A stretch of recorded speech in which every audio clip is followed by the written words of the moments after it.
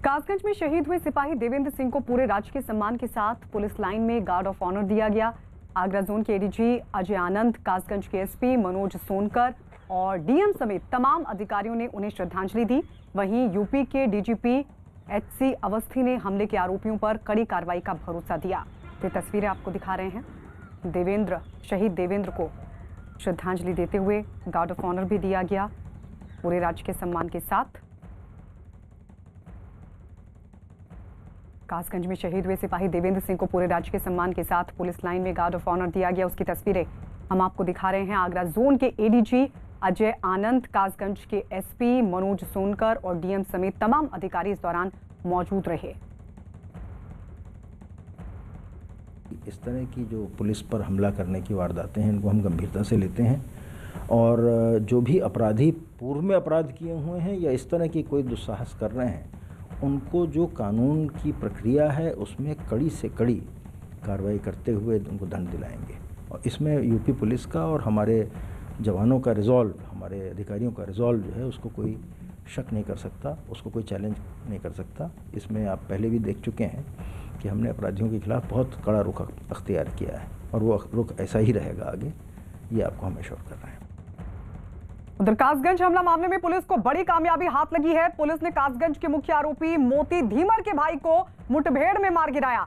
खबर के मुताबिक मोती के भाई आरोपी अलकार सिंह को पुलिस ने ढेर किया, जबकि बाकी आरोपियों की तलाश की जा रही है। कासगंज में पुलिस टीम पर हुए हमले में एक सिपाही की मौत हो गई, जबकि एक दरोगा गंभीर रूप से जख्मी हो गए। बताया गया कि दोनों वहां के नगला धीमर गांव में अवैध शराब के कारोबार की सूचना मिलने पर कार्रवाई के लिए पहुंचे थे कि तभी शराब माफिया ने उन्हें बंधक बनाकर उनकी पिटाई कर दी। पुलिस वाले जब थाने नहीं पहुंचे तो रात के अंधेरे में टॉर्च की मदद से पुलिस वाले गायब हुए अपने साथियों को खोजने के लिए पहुंचे। पुलिस टीम को दारोगा जख्मी हालत में मिले, जबकि सिपाही तब तक दम तोड़ चुका था, जिसे पुलिस वाले अपने कंधों पर उठाकर वहां से ले गए। तो आइए अब दो तस्वीरें आपको दिखाते हैं किस तरीके से ये पूरा हमला पुलिस टीम पर, और इस हमले में सिपाही की मौत हो गई। सिपाही देवेंद्र सिंह शहीद हो गए और आज प्रशासन की तरफ से, पुलिस की तरफ से उन्हें गार्ड ऑफ ऑनर दिया गया। तो वहीं दूसरी तरफ इस हमले में दारोगा गंभीर रूप से जख्मी हो गए। ये दोनों शराब माफिया के खिलाफ कार्रवाई के लिए मौके पर पहुंचे थे। सूचना मिली थी, जब पहुंचे तो वहां इन दोनों पर हमला किया गया। गांव वालों ने और उस मोती धीमर और उसके भाई एलगार ने पुलिस टीम पर अपने साथियों के साथ हमला कर दिया, जिसमें हमारा जवान शहीद हो गया और दरोगा जी काफ़ी गंभीर रूप से घायल हो गए। इस सूचना पे तत्काल एसपी वहाँ मौके पे पहुँचे और रात में ही हम लोगों ने कॉम्बिंग की और कॉम्बिंग के दौरान एक पुलिस मुठभेड़ हो गई, जिसमें एलगार जो नामजद अभियुक्त है वो घायल हुआ, जिसे अस्पताल ले जाया गया, वहाँ जहाँ उसकी मृत्यु हो गई। अन्य जो अपराधी हैं उसकी सभी की तलाश चल रही है। आगरा जोन के एडीजी अजय आनंद ने कासगंज में पुलिस टीम पर हमला करने वाले लोगों पर सख्त कार्रवाई का भरोसा दिया है। पुलिस की पार्टी को देखकर फायरिंग की, उसमें एक व्यक्ति मारा गया। बाद में उसकी पहचान अलकार के रूप में हुई है, जो कल ये घटना में वांछित था। और इसके अलावा हम लोग सारी टीम, आप जब सब देख रहे हैं, आप लोग मौके पर है, कॉम्बिंग निरंतर जारी है कि बाकी जो हमारे वांछित अभियुक्त हैं उनकी गिरफ्तारी हेतु, और जो असलहा हम लोग का अभी गुम हो गया है हमारे उप निरीक्षक जी का, उसका असलहा की बरामदगी के लिए तो हम लोग की कॉम्बिंग जारी है। सख्त से सख्त कार्रवाई होगी और मुझे पूर्ण उम्मीद है कि जल्दी जो लोगों ने दुस्साहसिक कार्य को अंजाम दिया है उनके भी गिरफ्तारी होगी। सिपाही देवेंद्र जसावत के पिता कासगंज के पोस्टमार्टम हाउस पहुंचे, जहां उनका पोस्टमार्टम हुआ। डीएम ने सिपाही के पिता से मिलकर उन्हें सांत्वना दी। शहीद सिपाही देवेंद्र जसावत ने 2015 में यूपी पुलिस में कांस्टेबल पद पर ज्वाइन किया था। देवेंद्र अपने पिता के इकलौते बेटे थे। देवेंद्र के पिता महावीर सिंह किसान हैं।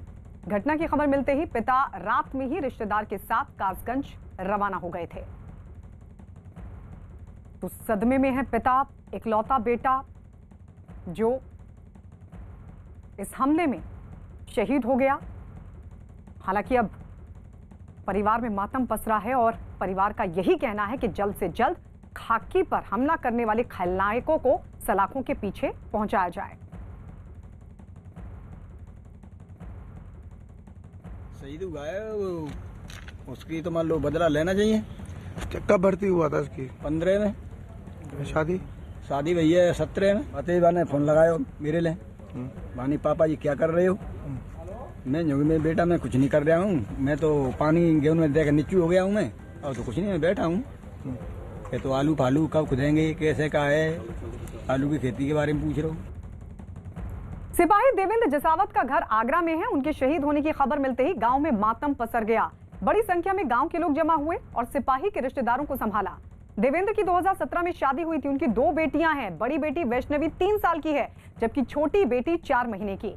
बड़ी बेटी घर पर जमा लोगों की वजह नहीं समझ पा रही है। उसे तो अपने बस पापा का इंतजार है। कासगंज में शराब माफियाओं ने जिस तरह से पुलिस कर्मियों पर हमला किया था, उसमें एक सिपाही की शहादत हुई है। जो सिपाही शहीद हुआ है वो आगरा का रहने वाला था और इस वक्त हम उसी शहीद सिपाही के घर के बाहर खड़े हैं और ठीक पीछे आप तस्वीर देख सकते हैं। ये वो घर है जो शहीद देवेंद्र सिंह का घर है और इसके बाहर तमाम लोगों की भीड़ लगी हुई है। पास पड़ोस के लोग, रिश्तेदार लोग यहाँ आए हुए हैं, शोक संवेदना व्यक्त करने आए हैं ताकि उनका दुख जो है परिवार का उसको शेयर कर सके। लेकिन जिस तरह से वारदात हुई है, बड़ी जघन्य वारदात है। हालांकि इस मामले में सरकार ने बड़ा एक्शन लिया है और साफ तौर पर कहा है कि जो भी इस पूरे कांड के दोषी हैं उन पर सख्त और बड़ी कार्रवाई की जाएगी। इससे पहले ये तस्वीरें हम आपको दिखा दें कि किस तरीके से परिवार अब सदमे में है। मांग यही है कि जल्द से जल्द जो आरोपी हैं उनको सलाखों के पीछे भेजा जाए। हालांकि एक आरोपी को मुठभेड़ में मार गिराया गया है और 12 टीमें लगातार बाकी आरोपियों की तलाश कर रही है। आपको बता दें, यूपी के सीएम योगी आदित्यनाथ ने कासगंज में पुलिस वालों पर हमला और एक सिपाही की पीट कर हत्या मामले में सख्त कदम उठाने के निर्देश दिए। इस घटना के आरोपियों के खिलाफ एनएसए के तहत कार्रवाई के निर्देश दिए गए। इसके साथ ही योगी आदित्यनाथ ने मारे गए सिपाही के घर वालों को 50 लाख रुपए का मुआवजा और परिवार के एक व्यक्ति को नौकरी देने का भी निर्देश दिया है।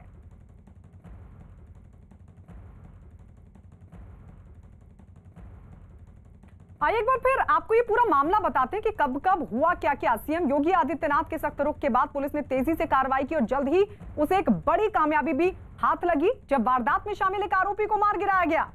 बताया गया कि मारे गए आरोपी का नाम अलगार सिंह था। अलगार सिंह इस घटना के मुख्य आरोपी मोती धीमर का भाई था। बताया गया कि इस घटना को अंजाम देने वाला मोती धीमर ही है। मोती धीमर के ऊपर पहले से 11 केस दर्ज हैं। एक आरोपी को मार गिराने के बाद पुलिस बाकी आरोपियों की तलाश कर रही है। बताया गया कि बंधक बनाकर पीटने के बाद आरोपी घायल दरोगा की सर्विस रिवॉल्वर भी लेकर भाग गए, जिसके बाद कई जिलों की पुलिस को आरोपियों की तलाश में लगा दिया गया। नगला धीमर गांव में घटना वाली जगह पर पीएसी को भी तैनात किया गया। आरोपियों की धरपकड़ के लिए पुलिस की 12 टीमें लगातार कर रही हैं काम। हमारे साथ उत्तर प्रदेश के कानून मंत्री ब्रजेश पाठक जी मौजूद हैं। सर, कासगंज की जो घटना हुई उसे किस तरह लेते हैं और कार्रवाई कितनी तेज हुई? सर, कासगंज की घटना हमारे लिए बहुत बड़ी चुनौती थी। जिस तरीके से हमारे पुलिस के लोगों पर लोग हमला कर रहे हैं, हमारी सरकार बिल्कुल बर्दाश्त नहीं करेगी। और पुलिस का किसी पर भी कोई गुंडाई करे, कोई हमला करे, कोई जानलेवा उसको क्षति पहुंचाए, उसके खिलाफ हम कड़ी कार्रवाई कर रहे हैं। कल की घटना ने सरकार को बहुत गंभीरता से इसको लेने पर विवश किया और हमने तय किया कि इसका परिणाम हम शीघ्र देंगे। जब हमारे पुलिस प्रशासन के लोग अपराधियों को पकड़ने गए तो अपराधियों ने मिल करके दोबारा उन पर अटैक किया। उसके परिणाम स्वरूप बड़ी मुख्यमंत्री ने यह भी कह दिया है कि इस तरह का कोई भी कार्रवाई होगी तो उनके खिलाफ तो जो एक्शन आप ले रहे हैं, इनकाउंटर में मारे गए, पुलिस ने मुठभेड़ में मार गिराया, इसके साथ ही एनएसए राष्ट्रीय सुरक्षा कानून के तहत भी कार्रवाई की जाए। असल ये लोग समाज के ऐसे तत्व हैं जो पुलिस पर हमला करते हैं, बोले भाले लोगों को मारते हैं। ये समाज विरोधी तत्व हैं, समाज में भय का वातावरण उत्पन्न होता है। इसलिए हमारी सरकार ऐसे लोगों पर रासुका के तहत भी कार्रवाई कर रही है। उधर यूपी के पूर्व मुख्यमंत्री और समाजवादी पार्टी के अध्यक्ष अखिलेश यादव ने कासगंज में हुए पुलिस पर हमले को लेकर राज्य सरकार को निशाने पर लिया। क्या कहा, आइए सुनवाते हैं आपको। हमारे साथ बातचीत करने के लिए हैं उत्तर प्रदेश के पूर्व मुख्यमंत्री और सपा के अध्यक्ष अखिलेश यादव जी। सर, बिकरू कांड के बाद फिर से एक बहुत बड़ा कांड उत्तर प्रदेश में हुआ है। कासगंज में एक पुलिस वाले की हत्या कर दी शराब माफियाओं ने, एक दरोगा को घायल कर दिया। ये उत्तर प्रदेश में पहली बार घटना नहीं हो रही इस तरह की, और सरकार की जानकारी में हो रही हैं, और सरकार में बैठे हुए लोगों के बिना साठगांठ के इतनी बड़ी घटना नहीं हो सकती। जिन्होंने भी ऐसी घटना की है उनके खिलाफ सख्त से सख्त कार्रवाई हो, और लगातार भारतीय जनता पार्टी की सरकार कानून व्यवस्था पे असफल हुई है। ये पहली घटना नहीं है, इसी तरह की उत्तर प्रदेश में कई घटनाएं हुई हैं। भारतीय जनता पार्टी कानून व्यवस्था से ज़्यादा पॉलिटिकल लोगों को परेशान करने में लगी है कि पॉलिटिकल लोगों पे झूठे मुकदमे लगाना, पॉलिटिकल लोगों के निगरानी रखना, ये उनकी साजिश और षड्यंत्र है। तो कानून व्यवस्था पे तो समय दे ही नहीं रहे वो, और जब समय नहीं देंगे तो कानून व्यवस्था कैसे बेहतर होगी। लेकिन सर, योगी जी तो कहते हैं कि हमने अपराध मुक्त उत्तर प्रदेश कर दिया है। बीजेपी बहुत बड़ी बड़ी बातें करती है कानून व्यवस्था को लेकर। जहाँ तक कानून व्यवस्था का सवाल है, उत्तर प्रदेश कस्टोडियल डेथ में नंबर 1 है, फेक इनकाउंटर में नंबर 1 है, नेशनल ह्यूमन राइट कमीशन ने जो नोटिस दिए सरकार को उसमें नंबर 1 है, महिलाओं के ऊपर अपराध में नंबर 1 है उत्तर प्रदेश। और इस वक्त एक बड़ी खबर आपको बता दें, 26 जनवरी को लाल किले पर हुई हिंसा और पुलिस वालों पर हमले के आरोपी दीप सिद्धू पर बड़ी खबर। क्राइम ब्रांच के अधिकारी दीप सिद्धू से पूछताछ के लिए पहुंच चुके हैं। न्यूज 18 के आनंद तिवारी की खबर है कि आईबी की एक टीम भी आज दीप सिद्धू से करेगी पूछताछ। न्यूज 18 को मिली एक्सक्लूसिव जानकारी के मुताबिक दीप सिद्धू से 26 जनवरी हिंसा की साजिश पर सख्त सवाल पूछे जा सकते हैं। और खबर यह भी कि जांच एजेंसी दीप सिद्धू को उसके बनाए वीडियो और भड़काऊ भाषण दिखाकर सवाल पूछने में जुटी है। दीप सिद्धू से आईबी भी आज पूछताछ करेगी। और ज्यादा जानकारी के लिए आनंद तिवारी हमारे सहयोगी जुड़ गए हैं। आनंद, क्राइम ब्रांच की टीम पहुंच चुकी है दीप सिद्धू से, आज कौन से सवाल हो सकते हैं दीप सिद्धू से? जी देखिए, आईबी की टीम लगातार क्राइम ब्रांच के क्षेत्र में मौजूद है और वो दीप सिद्धू से पूछताछ कर रही है। स्पेशल सेल की एक टीम भी मौजूद है। 25 नवंबर को पहली बार दीप सिद्धू ने जो सिंघू बॉर्डर पर भाषण दिया था उसकी स्पीच एजेंसीज के अधिकारी दीप सिद्धू को दिखा रहे हैं। इसके अलावा उसने इस दौरान जो वीडियो बनाए थे और इसके अलावा जो भी भड़काऊ स्पीचें दी थी उनको दिखाकर उससे सवाल पूछे जा रहे हैं और उस पर आनंद कोशिश कर रहा है पूछताछ में अपने आप को देशभक्त बताया, लेकिन तमाम एजेंसियां जो है सख्ती से पूछताछ कर रहे हैं। और दीप सिद्धू को जानकारी ये भी मिल रही है जहां पर उसने भड़काऊ स्पीच दी थी, लेकिन अभी ये संभव नहीं है कि कब तक उसे ले जाएंगे। लेकिन जो जानकारी मिल रही है क्राइम ब्रांच के सूत्रों से कि लाल किला भी दीप सिद्धू को मौका मुआयना करने जो एजेंसी है वो ले जा सकती है। आनंद, आप बने रहिए हमारे साथ। तो आनंद बड़ी जानकारी दे रहे हैं कि हो सकता है कि दीप सिद्धू को लाल किले पर भी उस जगह पर ले जाया जाए जहां पर दीप सिद्धू मौजूद था 26 जनवरी वाले दिन, भीड़ को उकसा रहा था, और उस जगह पर ले जाकर भी उससे हो सकती है पूछताछ। आईबी की टीम भी पहुंचेगी। और अभी जो जानकारी मिल रही है उसके मुताबिक दीप सिद्धू से क्राइम ब्रांच की टीम भी पूछताछ के लिए पहुंच चुकी है। आज भी तमाम सवालों का सिलसिला होगा शुरू। वीडियो दिखाए जाएंगे, उसके भड़काऊ भाषण वाले जो वीडियोस हैं दीप सिद्धू को दिखाकर उससे सवाल जवाब किए जाएंगे। और यह जानकारी भी मिल रही है कि लाल किले में जिस जगह पर वो मौजूद था वहां पर भी उसको ले जाया जाए। आनंद, लेकिन आज की पूछताछ क्या शुरू हो चुकी है और आईबी उसको लेकर जाएगी लाल किला वाली जगह पर जहां पर वो भीड़ को उकसा रहा था, या फिर क्राइम ब्रांच की टीम लेके जाएगी? जी देखिए, आईबी एक सेंट्रल एजेंसी है, वो इन्वेस्टिगेशन और जो नेशनल सिक्योरिटी से जुड़े मामले हैं उसकी जांच करती है। क्योंकि यूएपीए का केस दर्ज करा है तो वो केवल एक तफ्तीश का पार्ट है। आईबी की जो टीम जांच इस समय पूछताछ करी है, क्राइम ब्रांच के पास ये पूरा मुकदमा है। क्राइम ब्रांच ने एफआईआर दर्ज करी थी और क्राइम ब्रांच की कस्टडी में ही इस समय दीप सिद्धू एक कंफर्म कीजिए, एक बात कंफर्म कीजिए, अभी आईबी की टीम पूछताछ करी है क्या दीप सिद्धू से? जी देखिए, आईबी की टीम स्पेशल सेल और क्राइम ब्रांच की ज्वाइंट इंट्रोगेशन लगातार चल रही है। आईबी की टीम सुबह से ही क्राइम ब्रांच के दफ्तर मौजूद और स्पेशल सेल की टीम भी जो है वो दीप सिद्धू से पूछताछ कर रही है। क्योंकि मुकदमा क्राइम ब्रांच ने दर्ज किया था, इसलिए क्राइम ब्रांच की मौका मुआयना करने और तमाम जो एविडेंस है वो इस पूरे मामले में कलेक्ट करेगी। क्योंकि 7 दिन की रिमांड पर है और अगले 7 दिन बाद जब उसको फिर से कोर्ट में पेश किया जाएगा तो क्राइम ब्रांच चाहती कि ज्यादा से ज्यादा सबूत जो है वो दीप सिद्धू के खिलाफ इकट्ठा हो ताकि कोर्ट में एजेंसी अपना पक्ष मजबूती से रख सके। जी ठीक है आनंद, आप हमारे साथ बने रहिए। दीप सिद्धू से पूछताछ के लिए क्राइम ब्रांच के ऑफिस में जॉइंट सीपी बीके सिंह भी पहुंचे हैं। पुलिस हिरासत के बाद क्राइम ब्रांच के दफ्तर में दीप सिद्धू से हो रही है पूछताछ। और आनंद, जो बड़ी जानकारी दे रहे हैं वो ये कि क्राइम ब्रांच की तरफ से तो पूछताछ चल ही रही है, साथ ही आईबी की टीम भी दीप सिद्धू से कर रही है पूछताछ। स्पेशल सेल की पूछताछ में दीप सिद्धू ने क्या बताया आइए वो आपको दिखाते ग्राफिक्स के जरिए। दीप सिद्धू ने बताया कि वो 25 नवंबर को पहली बार सिंघू बॉर्डर आया था और वहां दीप सिद्धू अपने खुद के टेंट में रुका। दीप सिद्धू के मुताबिक पहले ही दिन उसने आंदोलन के पक्ष में भाषण दिया। सिर्फ टेंट ही नहीं, दीप सिद्धू ने सिंघू बॉर्डर के आगे एक कमरा भी किराए पर लिया था। भीड़ को भड़काने वाले वीडियो के सवाल पर उसने कहा कि भीड़ के साथ था इसलिए भड़काने की बात की। दीप सिद्धू ने यह भी माना कि वो कई बार लखा सदाना से सिंघू बॉर्डर पर मिला। पूछताछ में दीप सिद्धू बोला कि 26 जनवरी की घटना के बाद डर कर उसने मोबाइल फोन फेंक दिया। स्पेशल सेल की पूछताछ में उसने कहा कि उसने छिपने के लिए दोस्तों से कई बार मदद ली। दीप सिद्धू ने बताया कि दोस्तों के फोन से ही वीडियो बनाकर उसने फेसबुक पर डाले और विदेश में रहने वाले कई दोस्तों से ये वीडियो फेसबुक पर अपलोड करवाए गए। दीप सिद्धू के मुताबिक कैलिफोर्निया की एक महिला दोस्त ने उसकी बड़ी मदद की। तो ये राज कल की पूछताछ में दीप सिद्धू की तरफ से उगले गए। दिल्ली पुलिस की स्पेशल सेल ने 26 जनवरी को हुई हिंसा के आरोपी इकबाल सिंह को गिरफ्तार कर लिया। इकबाल सिंह पर 50,000 रुपए का इनाम था और उसे पुलिस ने पंजाब के होशियारपुर से किया है गिरफ्तार। इकबाल सिंह पर लोगों को हिंसा के लिए भड़काने का आरोप है। तो दीप सिद्धू, उसके बाद इकबाल सिंह की भी गिरफ्तारी। आनंद, इकबाल सिंह से कब पूछताछ? जी देखिए, इकबाल सिंह को भी जो क्राइम ब्रांच है वो अपनी कस्टडी में लेगी, क्योंकि सीआरपीसी के सेक्शन 41 में जो वांटेड होते हैं उसमें इस पहले ने गिरफ्तार जरूर किया है, लेकिन क्राइम ब्रांच के पास ही वो मामला है। कोतवाली की जो टीम है वो इकबाल सिंह को भी कस्टडी में लेगी। 50,000 रुपए का इनाम था उसके ऊपर और लाल किला हिंसा का वांटेड था वो, और उससे भी वो पूछताछ करेगी। अब तक आधा दर्जन से ज्यादा जो लाल किला हिंसा जुड़े आरोपी हैं वो क्राइम ब्रांच और लोकल पुलिस स्पेशल सेल की टीमें पकड़ चुकी हैं और तमाम लोगों से लगातार क्राइम ब्रांच की अलग अलग टीमें पूछताछ कर रही हैं। सबसे अहम किरदार जो था वो दीप सिद्धू का, जो इस समय क्राइम ब्रांच स्पेशल सेल के शिकंजे में है।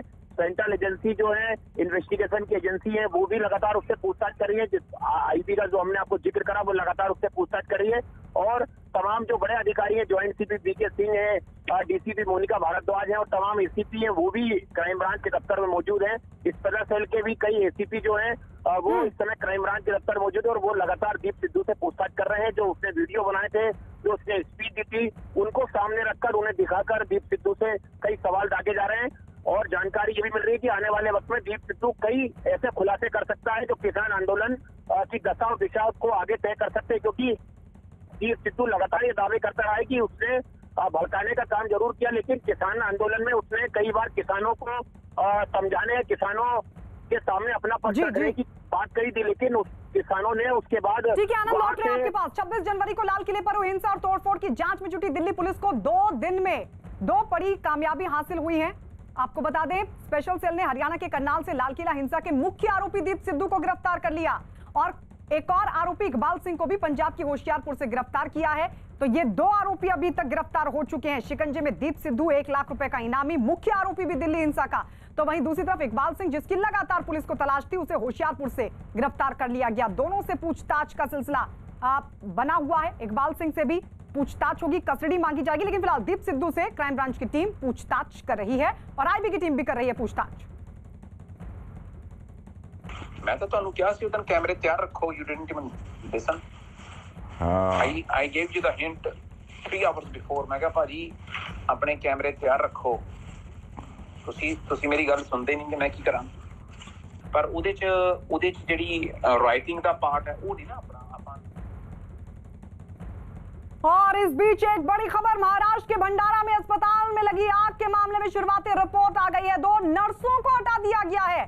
स्वास्थ्य मंत्री राजेश टोपे ने यह जानकारी दी है कि 2 नर्सों को हटा दिया गया है। 20 मिनट तक कोई नहीं पहुंचा। ये बड़ी जानकारी जांच रिपोर्ट में निकलकर सामने आई है। 10 बच्चों की मौत हुई थी भंडारा अस्पताल में और उसको लेकर तमाम सवाल खड़े हो गए थे। इस सबके बीच 2 नर्सों को नौकरी से निकाल दिया गया। पहले सस्पेंशन हुआ था, लेकिन अब ये बड़ी कार्रवाई करते हुए रिपोर्ट के आधार पर इन दोनों को नौकरी से निकाल दिया गया। रिपोर्ट में बड़ी लापरवाही सामने आई और ये कहा गया कि 20 मिनट तक कोई पहुंचा ही नहीं। 10 बच्चों की मौत हुई थी और इस मामले में ये शुरुआती जो रिपोर्ट सामने आई है उसके आधार पर 2 नर्सों को फिलहाल हटा दिया गया है।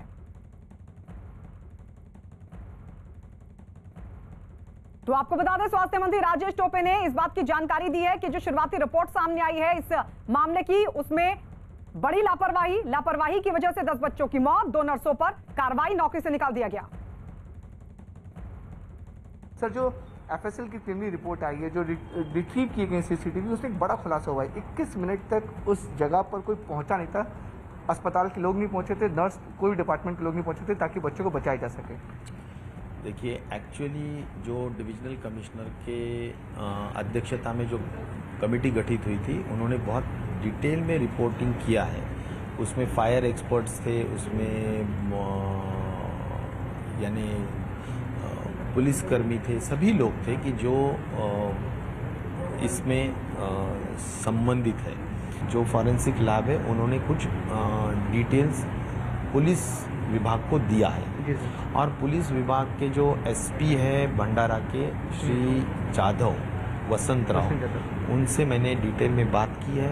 उन्होंने मुझे फ़ोन पर 15 मिनट बहुत डिटेल में समझाया है, लेकिन मेरे पास एक्चुअल रिपोर्ट कल तक वो देंगे, ऐसा उन्होंने कहा है। तो उन्होंने जो कहा है उसमें 2 जो नर्सेस हैं, वो 2 नर्सेस के हद तक कुछ लापरवाही हुई है, ऐसा एक प्राथमिक अंदाज़ा है और वो उनके कॉल रिकॉर्ड्स भी देखे जा रहे हैं। मुझे लगता है वो जो रिपोर्ट है उसके जो डिटेल्स है, आज वो दोनों भी नर्सेस को टर्मिनेट किया गया है वो डिविजनल कमिश्नर के रिपोर्ट के तहत, लेकिन उनके ऊपर अगर एफआईआर दाखिल करना है, जो पुलिस विभाग की एक आधे बार मांग आ सकती है, तो वो रिपोर्ट के आधार पर हम आगे की कार्रवाई करेंगे।